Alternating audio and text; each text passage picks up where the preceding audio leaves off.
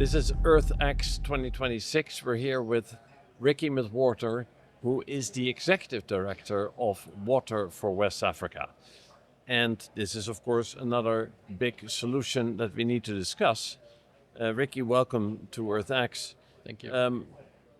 When you talk about water for West Africa, and the first thing that people may think of is why is that even necessary? Well, obviously, to most people, that water is essential to life, obviously. But its nexus, clean water or safe water, is really an intersection of everything that we have enjoyed successes, from education to livelihoods to restoration to conservation, health and well-being. But water access is critical for these communities, especially in drought-driven areas or long dry seasons where women and children are having to walk 2-3 miles a day just to collect contaminated water that they share with livestock. Having the access is a game changer and a transformation component that impacts across the globe, especially in West Africa.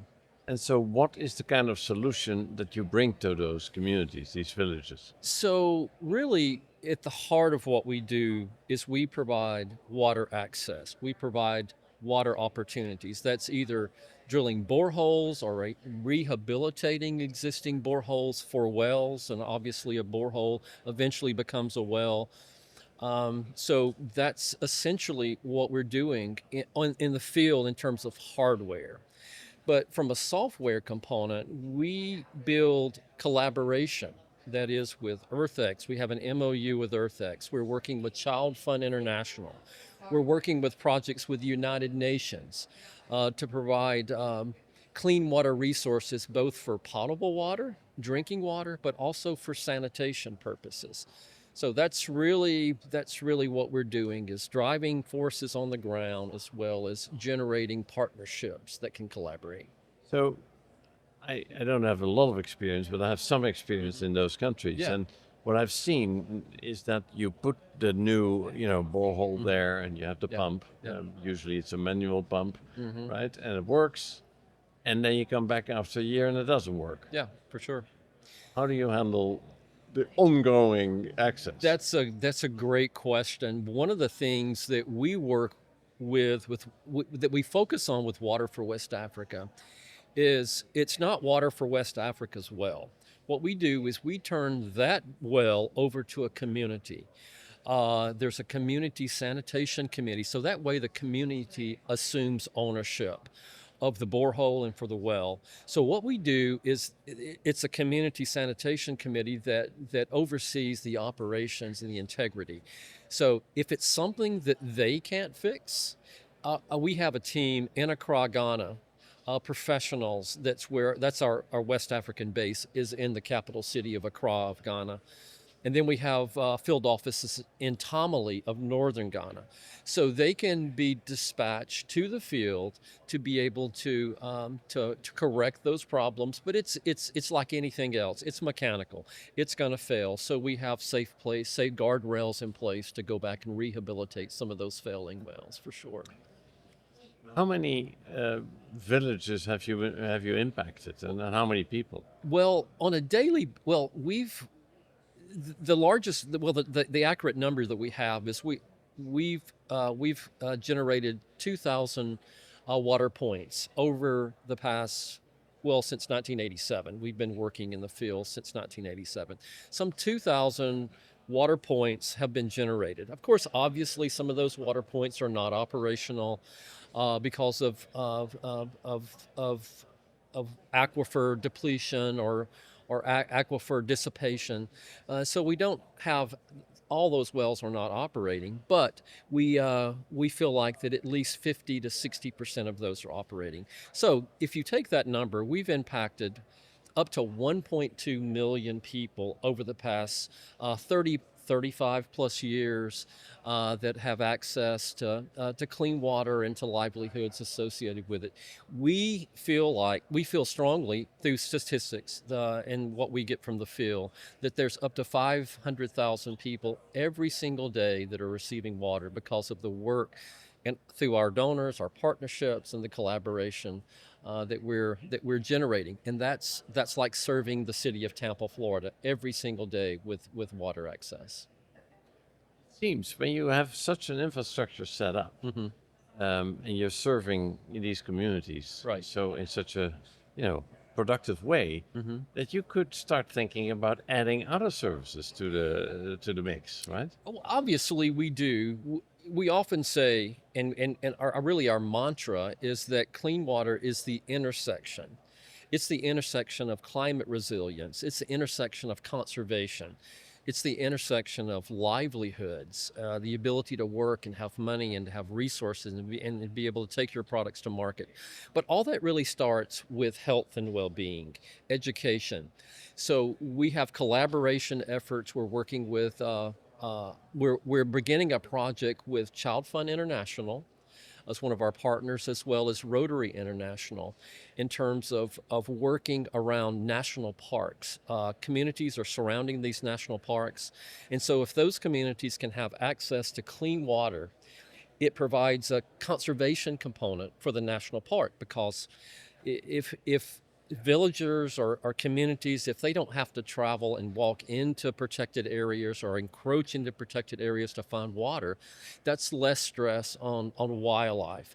So it's a huge component of conservation, restoration, agroforestry, irrigation. Not only is water used for consumption and potable uses, but it's used for processing. Of course. Global Shea Alliance is one of our partners. So shea butter is a huge source of income for small families in northern Ghana. So having access to clean water for drinking and processing increases the shea butter marketing component, and also for aggregation for the shea trees as well. So, and you focus on Ghana. Are you impacting countries or trying to impact countries around Ghana too? Absolutely, absolutely. I appreciate that. We're working currently. We're about to embark on a project in the Gambia.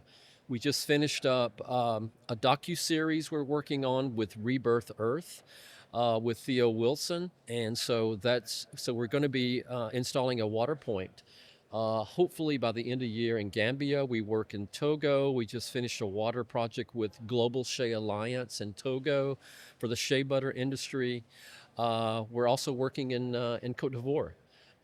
So we're working in the surrounding areas where it's feasible for us to operate, for sure. What do you consider your biggest challenge to reach the people and to serve your mission?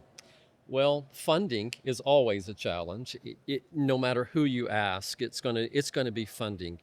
If the funding was available, obviously we could reach more people and we could do more. But I think the challenge is the biggest Well, challenge. give me an idea Yeah, what please. it will cost to add one more village to your service. It's essentially around $10,000 Okay.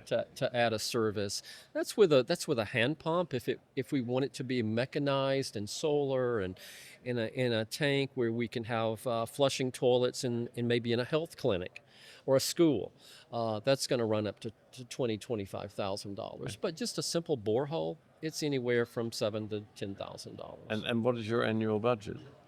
Oh, ours runs almost 800,000, but we leverage that 800,000 with partnerships and matching with other organizations like Child Fund International, Global Shea Alliance, the UN, or UNICEF is the organization that we work a lot with in Northern Ghana. So funding is a challenge. I understand that one. And are there challenges on the ground there? There is. I mean, obviously, there's challenges. There's just simple environmental challenges. The extreme weather that you have in the southern Sahel part of West Africa. You have extremely long drought periods, the dry season, and then that quickly changes to the rainy season. It's access to getting equipment in, getting equipment out, to be able to drill boreholes. Those are obviously obvious challenges, but really the communities are very cooperative in terms of of municipalities joining in the collaboration, being on board, managing the boreholes once they go in. But in awareness, it's teaching. That's a huge challenge. Is teaching communities that they grew up with no access to safe water, that the water that they're consuming is not safe. And it leads to so many problems. Childbirth, child mortality is a huge problem in West Africa. So having access to clean water alleviates and eliminates that in most cases. And it's a very simple solution. Yes. Clean water, safe water. Yeah, it is. It sure is. Do you get, a lot of support from communities where you are, like in Nashville? Or? Oh, absolutely. Of course, the Nashville, North Alabama area is really our hub, but we have donors, we have partners throughout the U.S., all the way from Michigan to California to the southern part of the U.S. We have private donors all over the U.S. that contribute and make a tremendous amount of impact, and we're so grateful for that. What is, you've been doing this for, if I count well, some 5-6 years in your current position. What has been your best experience in those years? Oh, well, there's nothing like being in a community, being in a village, and seeing a young girl. Just imagine a young girl that's 5 or 6 years old, her seeing safe and clean water for the very first time. I guess that's the biggest encouragement and the thrill, enjoyment that I get personally out of it. And it's hard to imagine because obviously you would think that most people have access, but or at least most people in the U.S. think there's access. But seeing that child put their hands in that water and then bringing that water up to their mouth for the very first time, and obviously it tastes different. And to seeing the joy on their faces and their mothers knowing that their children are going to have increased opportunity over time because of the access. Thank you, For Ricky. sure. Yeah, nothing like it. Yeah, you need to come see that sometime. I will.